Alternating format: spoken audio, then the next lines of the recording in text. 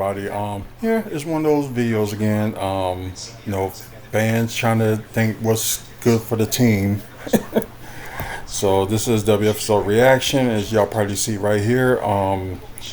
This person actually came up with a lot of thought into this, and it's just insane. But let me click on. They can show like the full thing. So yeah, scenarios different than opinion. Built they didn't build around Giannis. One hire Taylor Jenkins. Sorry to be the bearer of bad news, but Doc Rivers is not going anywhere because they at least owe him for the next 2 seasons. So Doc's not going anywhere. Maybe after this coming season, if the team end up stinking, then yeah, they can let him go. And plus, they still paying Adrian Griffin, and they just got done paying Coach Bud. Trading for RJ Barrett, and I guess my thing is like, why?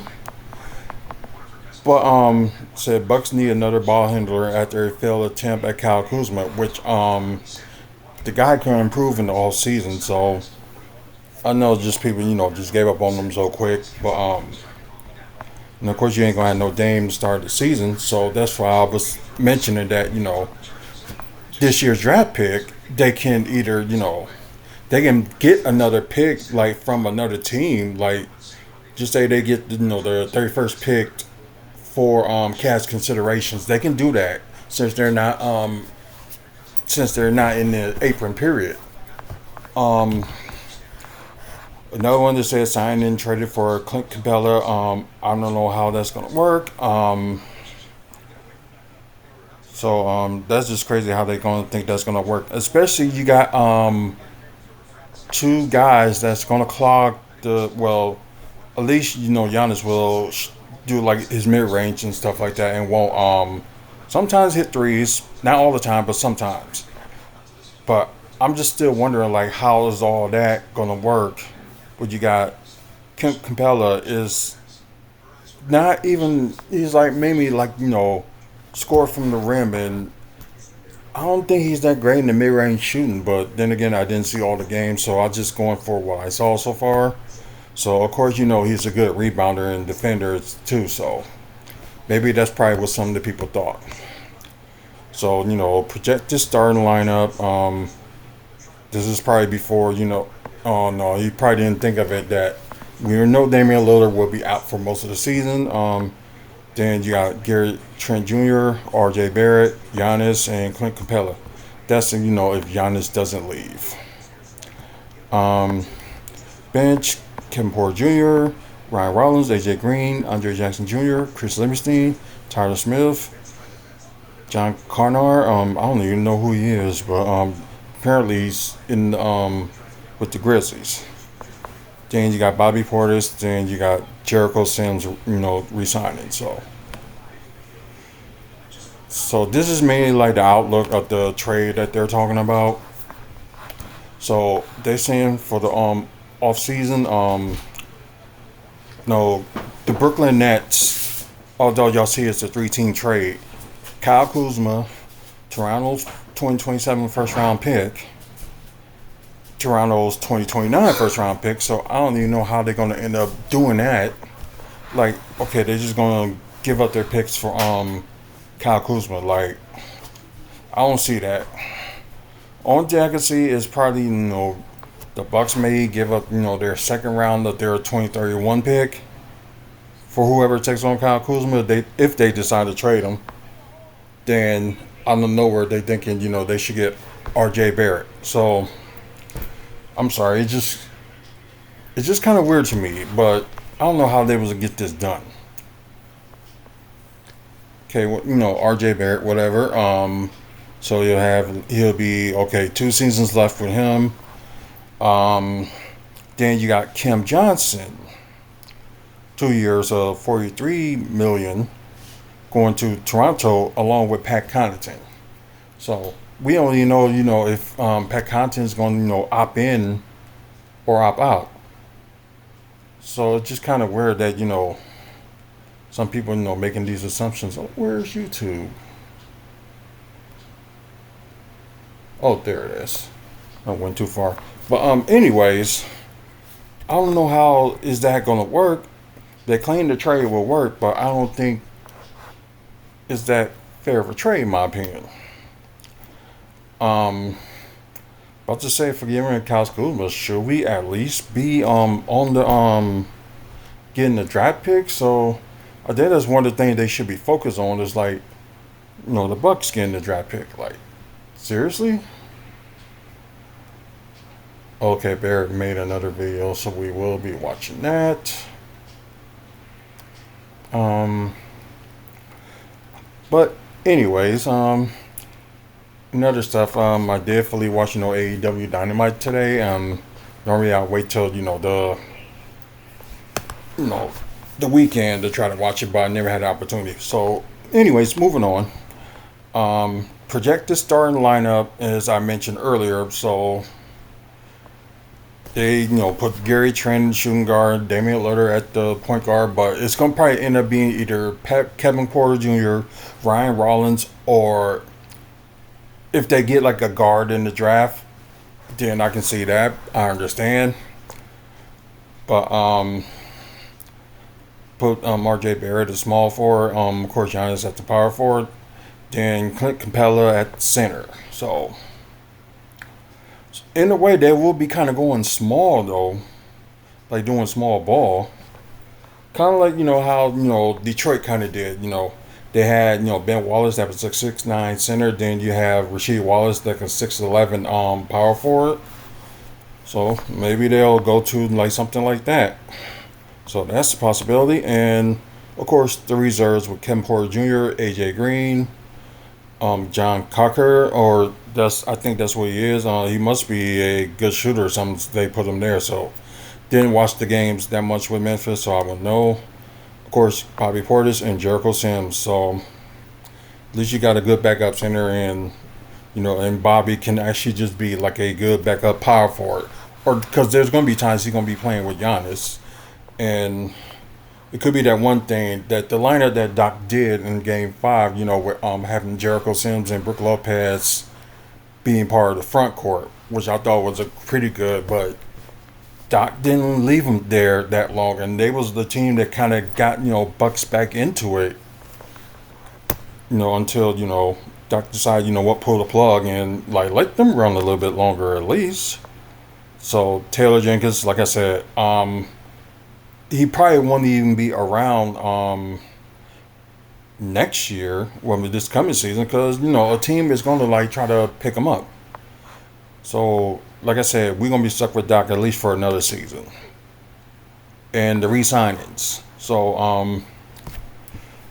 of course, I can understand. Ryan Rollins would take the minimum, maybe like one or like two something million for like maybe they'll do like maybe give him like a 3-year contract or something like that. Because you can pay him like the minimum or less. That I can understand. Then again, with the money, they get off Brook Lopez and plus the 14.1 million level exception, they can use some of that for for both Kevin Porter Jr. if he decides to opt out, and use some of that for Gary Trent Jr. for, and I think the 2-year 21 million. Maybe if they can go a little bit higher than that, so maybe 3 years, maybe 32 million or something like that. Maybe they'll do something like that. So, but I do believe that the Bucks will want to keep Gary Trent Jr. So he'll at least will be part of the your big three if you keep him. And same thing with Kevin Porter Jr. with the 2 years 10 million. That depends on if he wants to opt out. So he will get paid a little bit more than what he's at now. He has a 2.5 million player option. Jericho Sims, I don't see him like going for the minimum. Maybe they'll pay him a little bit more because the Bucks do got bird rights on him. So most likely, they can like pay him more than what they want. So maybe maybe they'll do the same rate with like they doing with Kevin Porter Jr. Like just say 2-3 years, 15 million or something like that. They can probably do something like that, or at least a little bit more. So I just don't see Jericho Sims like signing for the minimum. But just hopefully, they will work out with that. And, you know, the Knicks did missed out on, on keeping them. But I think, Bucks really needs to keep Jericho Sims because I'm about to say you had him trade him for nothing and, end up losing out. So hopefully, they actually try to keep him. So, okay, that's mainly, they talk about the off-season game plan. So, the cap wise, they say, they'll be down for all that. It'll be, well, you might have said they'll be down, like 7 million in tax space. So they probably, so that means,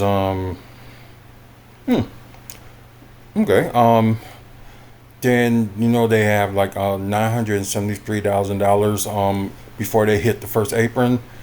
Then they be in 12 million before they hit the well, they spend at least over 12 million if they end up going past the second apron, and that's what they were at last year. And with the trades they did, got them out of it. So how will the Bucks navigate the all season as a non-apron team? And well, Giannis requested trade this summer, so we're hoping he don't. He does have a meeting with the team this week, so it's probably gonna be in time, sometime like later this week. That is, they're gonna have a meeting. Oh yeah, and also good Bucks news. Thanasis mentioned, I think it was early this week, that he's cleared to play. So maybe they can sign Thanasis if they want to in the all season, maybe to convince Giannis to stay, because like we'll sign your brother, but we want you to stay too. So I don't think Thanasis is like a waste of a roster spot. If if a coach will actually let him play, I think he can do better than what some people think.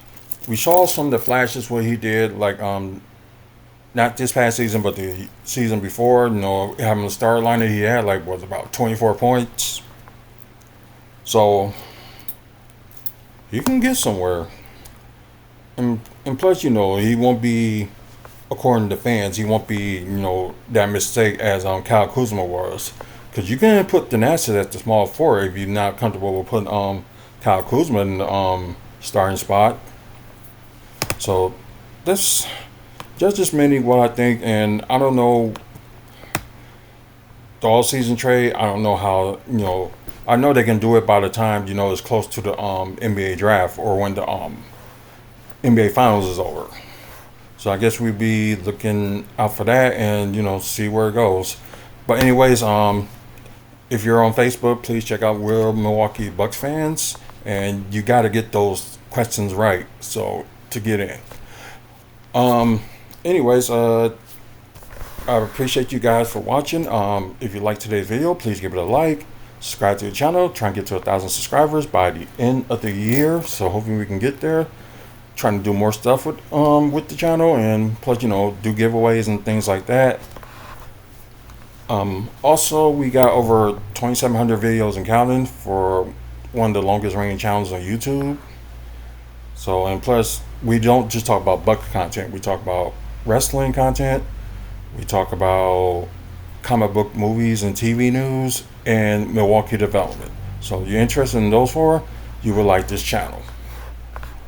Also, check out the website, wrestlingfanspeakout.weebly.com, for upcoming events in the Midwest and videos like this. Also events that we were at too, like Bucks events or wrestling events, and took pictures too.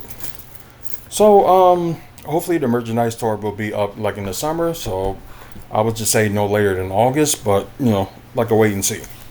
Thanks to Mike and Robin Thompson for the sponsorship, and also thank for our sponsorship is Midwest Wrestling Collectibles. So if you're interested in some wrestling figures, DVDs, or VHS, you can check Midwest Wrestling Collectibles on Facebook. And we are a proud sponsor of Maddie's Mary too. So check out maddiesmary.org. See if you can help out with helping families that lost an infant or just lost a baby in general. So try to help them out and try to do what you can for them. Anyways, also check out my wife's YouTube channel, Hazel Jones 9. You'll see on there, or you'll see the Maddie's Married logo with the turtle on it. So please check out our channel. And thank you guys for watching once again. Without you guys, there will be no us. So until the next video, you guys have a good one.